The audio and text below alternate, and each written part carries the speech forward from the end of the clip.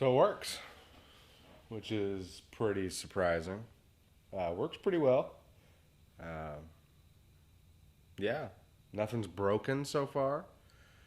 I've only had it out a couple times. Did some three-wheeling with it. It three-wheels pretty easily. I'm pretty happy with it. Jumps a little bit. I am horrible at hitting the switch, so maybe with some practice I can get it up a little higher. But it does jump, which is kind of cool. Probably going to break some stuff if I keep doing that, especially with my $10 ball joints that I installed. So far, they're holding up. But, yeah. Hardest part of this whole deal was probably drilling the front holes in this thing. That gave me the most trouble just because my hole saw was terrible. Those Master Force hole saws are pretty bad. I wouldn't recommend those. The screw kept coming loose and the center drill bit would fall out of them. So you'd have to sit there every 2 seconds and tighten up that drill bit. Everything else is really straightforward. You have to kind of do some custom fabricating for the rear end to get the power balls to sit. And this car, it had a perch already on there that was pretty strong. I've seen a lot of people just welded right to that perch. I pulled it off and put a plate on the top of it and then welded my power ball onto that plate. Then you have to custom fabricate basically your whole trunk. So your rack, how it mounts to the frame, how it holds the pumps and all that stuff. But it's pretty straightforward. I did a really basic setup in there, but I think it looks clean. The Black Magic stuff, everything was in there, which is cool. I ordered just their basic kit, and it came with everything I needed.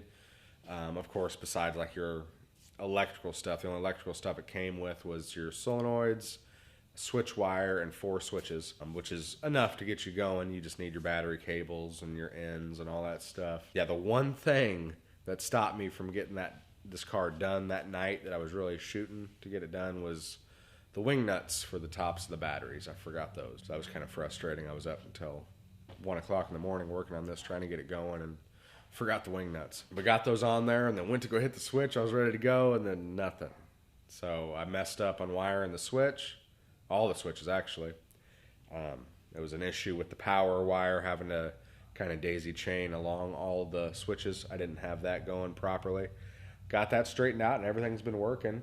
I've been adjusting the slowdowns and getting it to lay out how I want. The car doesn't sit very low right now, but it rides really nice. So I don't know if I'm going to keep it like that or if I'm going to cut the springs a little more to make it sit a little lower.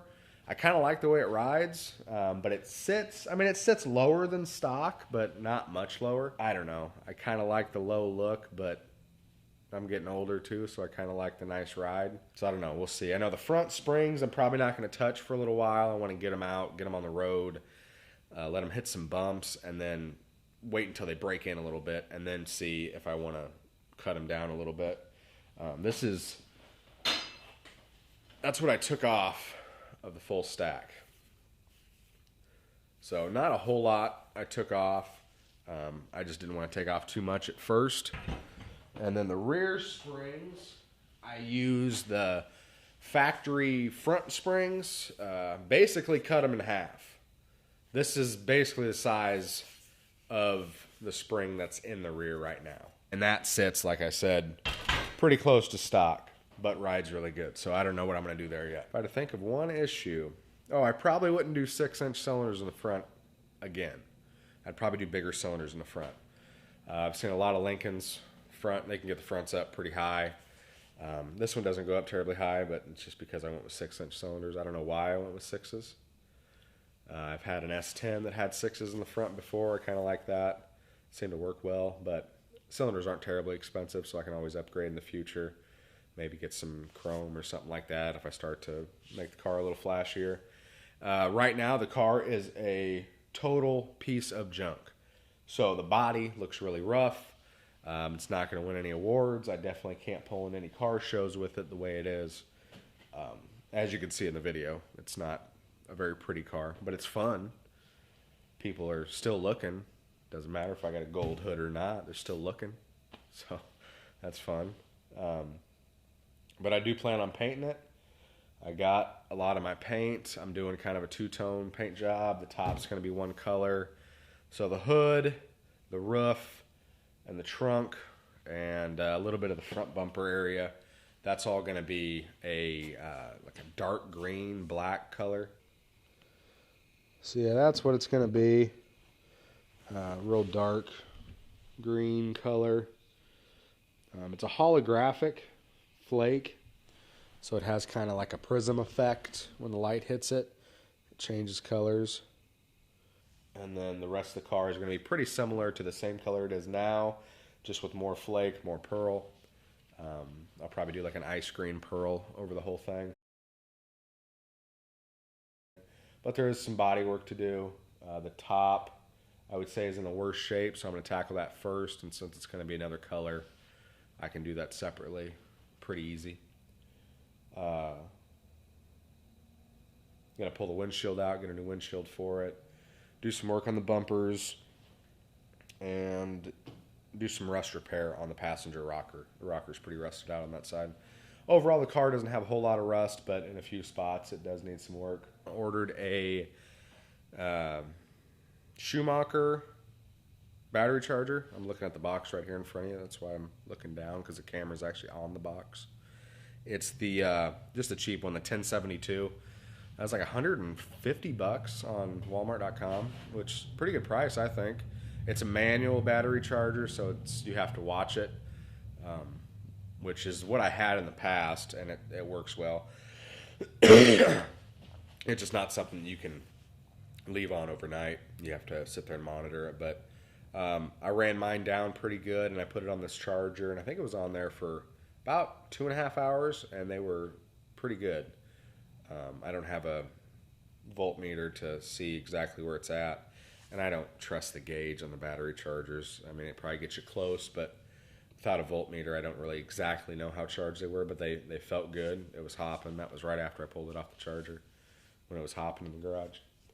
So yeah, that seems to work well. So here's what the setup ended up looking like. Definitely doesn't look as clean with all the wiring hooked up, but plan on getting all that routed to where it looks a little better. And that's my battery charger sitting in there. Yeah, it works pretty well. Does everything I need it to do. Yeah, once all the wiring's cleaned up, I think it'll look like a pretty clean setup.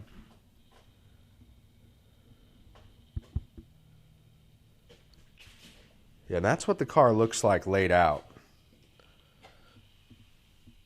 So it definitely sits lower than stock, but not much. I mean, it's definitely not as low as I was thinking. So I'll probably end up cutting it a little bit, but I really don't want to lose the ride.